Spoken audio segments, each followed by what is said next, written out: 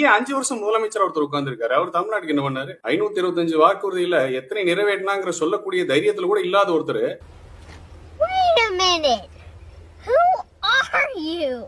அண்ணன் சொன்னாரு 505 வாக்குறுதிகளை எவ்வளவு நிறைவேற்றினோம் என்று திமுகவினரால் கூற முடியுமா?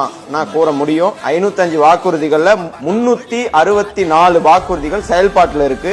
40 அறிவிப்புகள் அரசின் பரிசீலனை இருக்கு. மொத்தம் 404 திட்டங்கள் நிறைவேற்றப்பட்டு இருக்கு. ஒன்றிய அரசின் பரிசீலனைக்காக நிலுவையில் இருப்பது 37 திட்டங்கள். 67 திட்டங்கள் இப்போதைக்கு நிதியின் காரணமாக எடுத்துக்கொள்ள இயலாத திட்டங்களாக இருக்கிறது. இது நம்ம லிஸ்ட்லயே இல்லையே.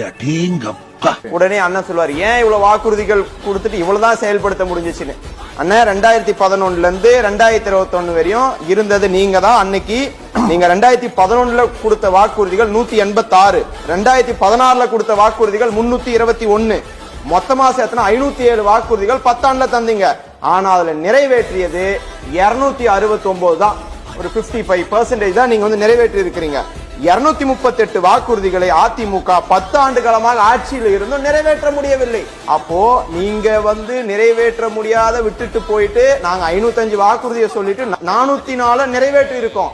ஆனா நீங்க 10 ஆண்டு காலமாக ஆட்சியில் இருந்துட்டு பாதி வாக்குறுதிகளை கூட நிறைவேற்ற முடியாத சிச்சுவேஷன்ல ஆட்சியை விட்டு போனது யார்? அதிமுக.